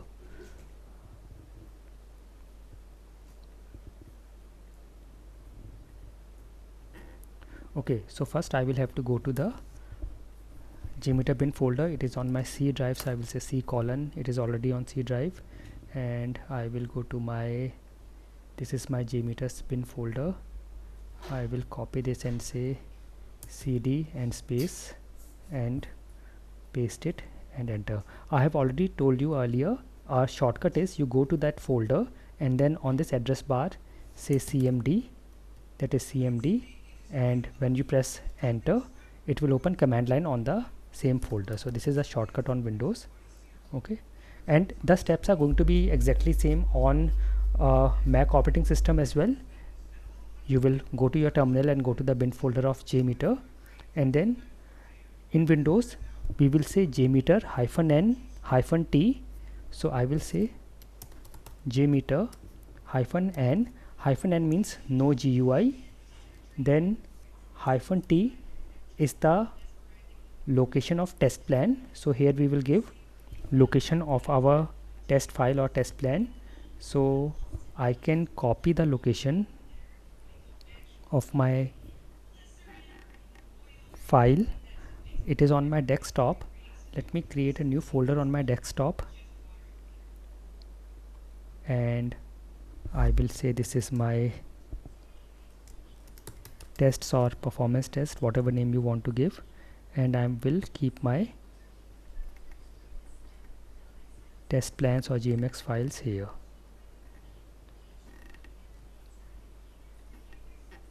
Okay, so I can copy this location from here, and you can directly add it, or you can also add it within quotes. If you have any spaces in the name of any folder inside this path, it is better to add it within quotes. And I can say, so see here what I did was I set TE and then pressed tab, it auto completed. So this is a good way to make sure that you are not having any typos or any errors. Okay, then -L and location of the result file. So I will say -L and wherever you want to add the results. So let us say I will have a folder here, new folder, I will call it as reports, and this is where I want to add my result file. So I can say this like this. Okay, so this is for Windows. If you're on Mac, the command remains same, it's just that at the starting you will say sh jmeter, sh space jmeter or sh jmeter.sh. so after going to the bin folder of jmeter, this is how you will give the command on Linux or Mac. So this is done. Now if I hit enter, let us see what happens if it starts our test. So you can see it is starting, it is creating the summarizer, it is starting the test, and it will work as per whatever you have set the configuration in your test plan, the number of users, ramp up time, all that it will take from there, although we have options to do it from command line as well, but for now it will take whatever we have given in the test plan. So you can see it is done. And now if I go and check here, so this is done, and reports is empty because we did not give the file name. So we should actually give the file name like result1.jtl or CSV. You can also add a CSV format here. So this time I am running, and you will see once it is executed, it will create a file here. This is the report file. Now you can either open it with some maybe notepad, or you can directly go to your JMeter, and then let us say I want to check in the view results table. I will go here, clear all the results, click on browse, and go to my desktop, tests, reports, and select this JTL file and open, and you can see we have got all the results here. Similarly, I can do it in view results tree also, or any listener I can do it like this, and you can see we have got everything here. Okay, or if you want, you can also use a CSV file for this. So let's say if I want, I will clear this, and I am pressing the up arrow, and let's say this time if I want to save it in a .csv format, so I can say .csv here and run the test. So this time it will create a report in a .csv file format here. Okay, so it will start the test. So I can here try to say, instead of a JTL file, I am now using a CSV file. So if I run my test, let us see, it should now create a CSV file in my reports folder. And yes, you can see it is creating a CSV file. It is running our test, and once the test is over, we should have our results in our CSV file.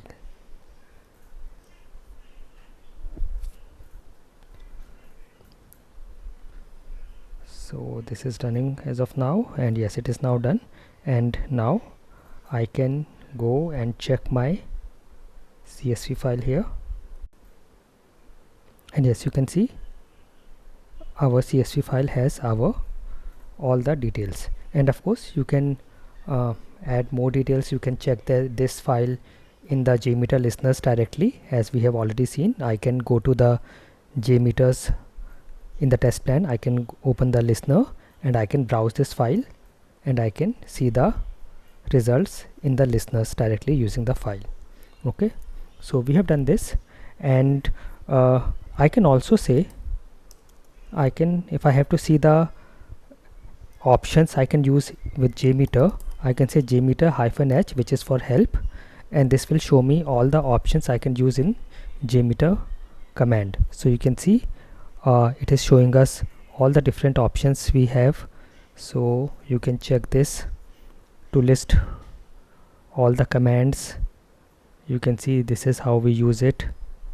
Then different types of options and commands to run Apache JMeter in non-GUI mode and generate a report at the end. You can use this is what we have seen, and you can also add options like -e -o to generate a HTML report. This is generate a report from existing CSV file. So if you have an existing CSV file and you want to generate a HTML report, you can use this command, and you can see all these different options. Okay, and the other thing is, if you want to run your JMeter command from any location on the command line and you do not want to manually always go to the bin folder, you can give the location of the bin folder of JMeter in the path environment variable. So that means, let us say I copy this location of JMeter bin folder and I now go to the environment variables, and here I can open the environment variables and search for path and edit. And now if I will say new and add this location until the bin folder of JMeter in the path environment variable. And if I now say OK, and I will have to open a new command line, so I will exit from here and then I will open a new command line. And if I now say jmeter -h, or if I run any JMeter command, you can see it is running from any location, because now this location of JMeter bin folder is added to the path environment variable. Okay, so this is how you can run from command line, and there are so many other options you can try with command line. Okay, and if you have to create a HTML reports, so here you can run the commands. So we have already done these steps. We can create a test plan, we go to the command line and go to the bin folder, and then we run this command until here. You can see this is the same command, jmeter -n -t and -l, and then we say -e and -o and the location of the reports folder. So we can also do this. So I can say here, I can say jmeter -n -t, and here I will give the location of the test file or the test plan, which is this one.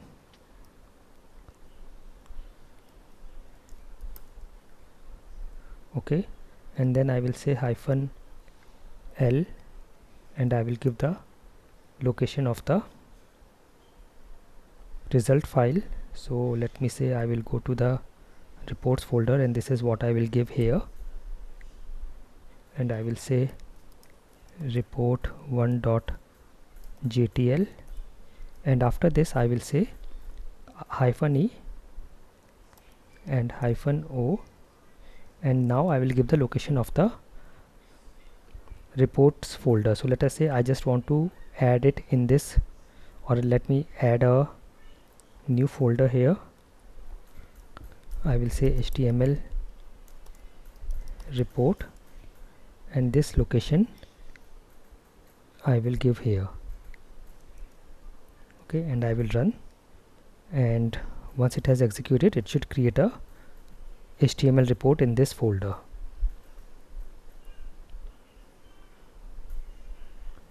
Okay, so as of now it is running, and it has generated this report1.jtl, and then it will generate the HTML report in this folder. So if you see here it is, now it has, the run is done, and now it will generate the report, and if I check, you can see the report is generated here, and you can open it in your browser. This is a HTML report, and you can check the details of your test. So you can see this is the report, and as of now it was a very simple test. So you can see the test report, the source file, the start time, end time. This is the summary, number of pass and fail. As of now it is 100% pass. Here you can see the details about each and every sampler, the threshold, tolerance threshold, and you can see all the stats of all your test requests, sample name, fail, error percentage, average time, minimum max time, 90 percentile, 95 percentile, 99 percentile, all these details. If there are any errors, you will see here. Then you can see all the charts here. So you can see charts like response over time.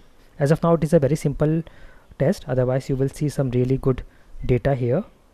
Okay, once you run with multiple users and you have multiple requests, you will see all the data here, and you can see response times here, response time distribution, all this you can check here. And of course you can directly create it using a CSV file. If you don't want to run the test again, you can just say jmeter and then -g, location of your result file, and -o and location of the reports folder. Okay, so this will also work. Alright, so this is how you can generate reports. Now let us see some real world scenarios. Let us say you have to run a basic load test from command line, and the scenario is, the objective is, we have to simulate 50 users concurrently accessing the Orange HRM login page or any website, any web page for 5 minutes. So in that case you can say jmeter-n-t and give the location of your JMX file, and then -l. Now see, if your JMX file is in the bin folder of JMeter, you can just give the name of the file, otherwise you will have to give the complete location. And then again, if you just give the name of the result file, it will get generated in the bin folder of JMeter. Then you can say -j and then say threads equals 50, because we have to simulate 50 users, so we can use -j option and use threads, and then -j duration, we can give the seconds, which is 5 minutes, that means 300 seconds. So you can do like this. So this jmeter j threads equals 50 overrides the thread group's number of threads and set it to 50, and then duration, it will run the test for 5 minutes. Okay, let us see a second scenario. You have to run a specific test fragment, not the entire test plan, but a specific test fragment. Let us say the objective is execute only a particular part of your test plan, that is, let us say for example the login process. So in that case we will say, after giving the location of JMX file and the result file, we will say -t and then give the name of the fragment. Okay, so we can do like this, that particular thread group or whatever you have in your test plan, you can also do like this. Then so here you can see -t login thread group specifies the name of the thread group for test fragment you want to execute. Okay, so you can do like this. Similarly, let us take the third scenario. If you have to generate HTML report, this we have already seen. We say -e, -o and path to the report folder, this we have already seen.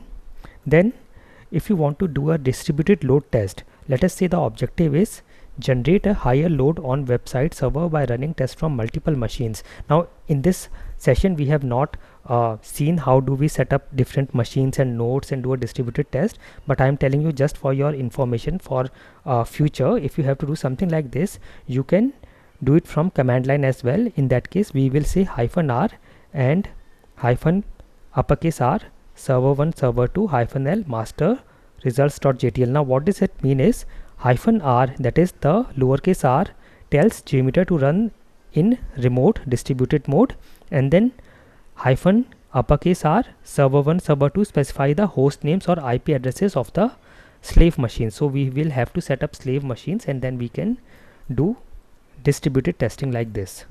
Okay, and then -s will start JMeter in server mode.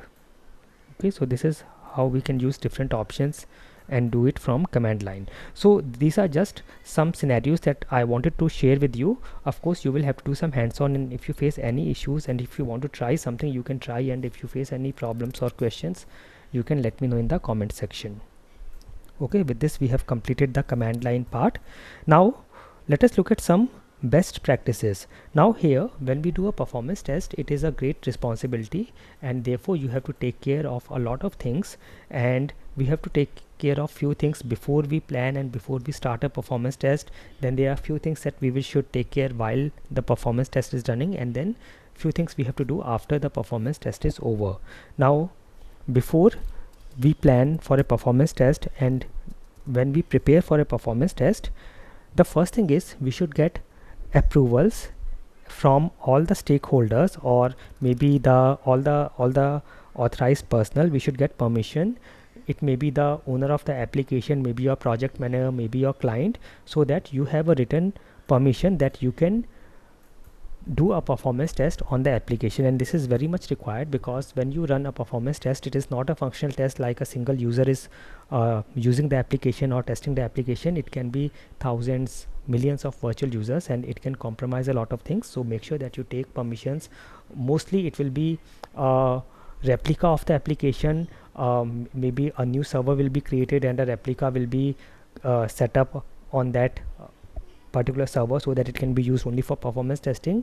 We may not have a direct performance test. We may not have to do a direct performance test on the live application, but yes, you will have to, in any case, you will have to take permissions and written approvals. Then we should also understand the application, its scenarios, what the application is, what are the scenarios, what is the reason for doing performance testing, what are the issues we are facing in production. So you should ask all the questions to the stakeholders, to the clients, and take all your answers and understand the complete scenario and the applications. Then it is also very necessary that before you do a performance test, you should take all your requirements, that what are the scenarios and what exactly you will have to do, what scenarios you have to test, what is the load, what are the expected results, what should be the response times, what should be the number below which we should have the response times and throughput, and all those things you should take from the clients or the stakeholders. And then you should also understand the configuration of the client machine required. So let's say the requirement is that we have to test an application with, let's say, 50,000 user load with some varying capacity and loads. In that case, you should talk to your team, your IT team, networks team, and set up a system or a machine that can be used to create such load and use it for performance testing. Now JMeter can create any number of virtual users, but it also depends on the configuration of the machine, of the client machine or the system where you are using JMeter. So let us say for generating 50,000 or let us say 1 million users, you need some particular CPUs and memory and other resources. So you should check the configuration and generate the systems accordingly. And then again, the performance test environment, it is very necessary that you ask your IT team or networks team to generate and create a separate environment that will be used for performance testing. It can be a replica of the production environment, and the application can be set up there, and that you can use for your performance testing. Okay. Then the test data, it is again very important. So when you do performance testing with virtual users, thousands and millions of users, there may be a possibility a lot of data is getting generated in the database at the back end. Then how do you clean that data? And you should have, maybe you can use some SQL queries, you can use some APIs to clean up that data, because a huge amount of data will be generated. And then even if you need data for your performance testing, you should also generate that data, maybe using some queries, or maybe refreshing your DB, or maybe using API. So whatever is the best way, you should check that, ask questions, and get your data ready. And if you have to clean data after the performance test, also check how to do that. Okay. Then very important is you should have a baseline. And what is baseline? Baseline is what is the expected behavior or performance of the application. So let's say if you are asked to run performance test with some particular virtual users, you should know that what is the expected performance, or against what you should compare it. So let's say you are running your performance test with 10 users, 500 users, 10, 50, 100, 500,000, 10,000, 50,000, whatever is your load. You should, after getting the results, you should have some baseline against which you can compare, and you can say that whether the performance has improved or it has deteriorated. So you should always get a baseline. You can get it from your team, from the client, and in case you do not get a baseline, then you can create your own baseline. And that is how you create it is you get the user load. Maybe you can start with a single user, then 5, 10, 50, 100, 500,000, or whatever is the need of the client, and then you run it multiple times and take an average of every user configuration. Like for 10 users, this is the metrics, these are the results I am getting: the average time, the sample time, the throughput, etc., latency, connect time, etc. And for 500 users, for 1000 users, whatever is the performance virtual user load required, and then keep it with you, and then the next time you run with the same user load, you have something to compare it against, and then you can say it is the performance is good or bad, it has improved or not. Okay, so always have a baseline. Okay, so these are the things you should take care. Also, the reporting formats, you should talk to your team, talk to your stakeholders, talk to your client, and ask them what is the format they want, what is the format they require, or you can suggest that this is how we can provide you the report. So it is very, very important, because when we run performance test, we can get lots and lots of data in result, which is good for us. We want to analyze the result, we want to check it, we can also give it to our team and maybe to the dev team and other stakeholders. But maybe for some management stakeholders, for the client, we just need some very high level data, maybe in the form of some simple table or a chart or a pie chart, where we can just say that whether the performance is good or bad and what are the high level numbers. So you should have a format ready, and you should get it signed off, you should have it approved, and then you can go ahead with the performance test. Okay, so these are the things that you should take care.